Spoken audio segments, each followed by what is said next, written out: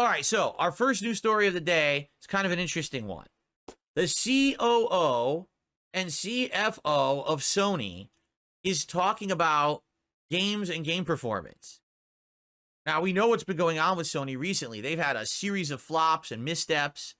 And so it's very interesting to get this guy's perspective on it. So shall we? Shall we dive into this? Okay, so here it is. This just happened, this interview with him where he was speaking.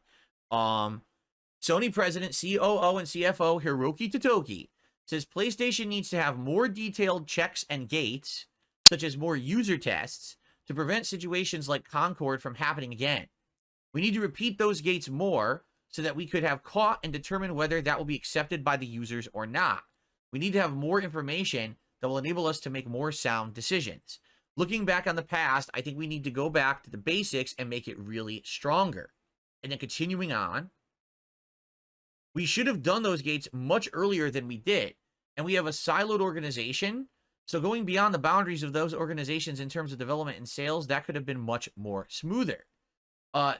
He also says that they need to select the right launch window while looking at other first and third party titles as to maximize and not cannibalize sales, right? Now, I want you to think about what he's saying, okay? And particularly, he's addressing Concord, right? For those who don't know, Concord was arguably one of the biggest financial gaming flops in history. I think people said it was some insane amount of money, like $400 million or some crazy amount of money was invested in this game. They were putting all of their eggs in this basket, acting like this was going to be the next big thing for them, right? And we talked about Concord before, how crazy uninspired this game is. Essentially, it tried to copy other people's work. Number one, the cast of characters is kind of like Guardians of the Galaxy. They kind of look like them. They kind of act like them. It's kind of a ripoff.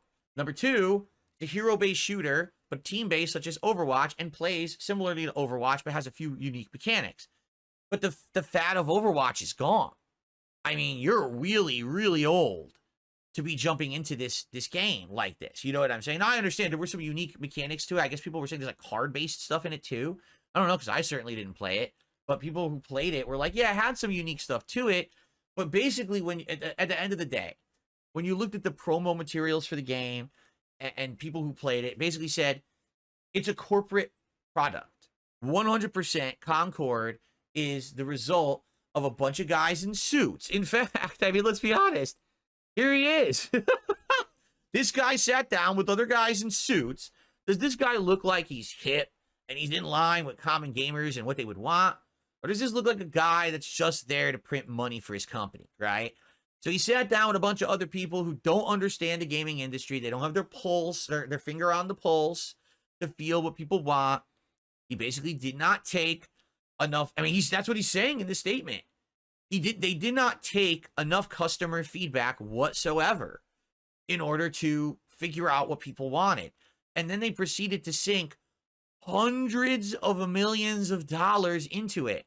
Like, how do you do that? How do you focus all of your efforts and money in a project without asking your customer base if they're even interested in it? But maybe they did. But I guess the question is, if they actually did, right? Who the hell were they talking to? Because normal gamers would have looked at 2 seconds at that and said, no, please no. We've had enough team-based hero shooters. Guardians of the Galaxy is ancient history now. I mean, Guardians of the Galaxy is such ancient history. Even the Guardians of the Galaxy game flopped. Remember that game from a few years ago? Even that didn't do well. Only the movies do well. That's it. These other tie-ins and things, they're not doing well. So it's ultra confusing. Who exactly were they listening to while they were developing this game? And it doesn't seem to make much sense at all that they even made it, right? How do you sink that much money and effort and time into something and then reveal it and everyone hates it? Like, wait, how did we not know this would happen? Like, how are you that out of touch with your customer base, right? I always make this analogy. Let's say you're running a restaurant, right? And everyone wants you to make lasagna, but instead, all you decide to serve is salads, right? And then you don't ask anyone what they want. You're not going out there to see what people in your town eat. You just open the salad restaurant, and no one goes to your salad restaurant because they all wanted lasagna, but you didn't ask them, right? So you go out of business. Now, Sony's lucky they're not going to go out of business because of Concord, because they're a giant company. But it's like, how the fuck do you not get that input? You're a ginormous tech company based on, the gaming division is based on entertainment and what's hot right now. How do you make a game that's like 7 years outdated, and not only the gameplay elements, but also the character base based on something that's not even that popular anymore? How do you fuck up that bad, right? That is true. The studio did go out of business. Sony did not, but Sony closed the studio after the fact, right? So you hear this story, you're like, oh, wait a minute. All right, well, this is good. At least the president, COO, and CFO, it's crazy how much power he has over there.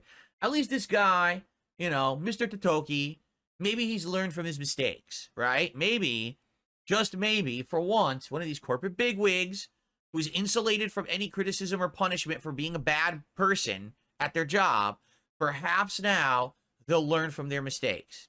And then there's the next news story, one tab over. Sony President, COO, and CFO Hiroki Totoki says the PS5 Pro pricing doesn't have any negative impact. It's aimed at hardcore users. In terms of the pricing, many people made different comments on that, but pricing on PS5 Pro has not had a negative impact, I don't think.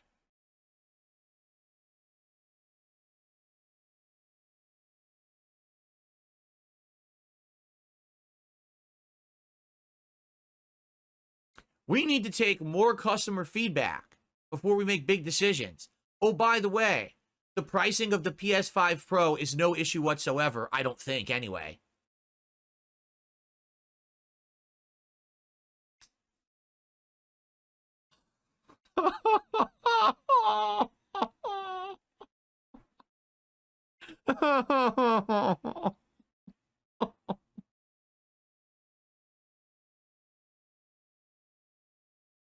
How do they get into these positions of power?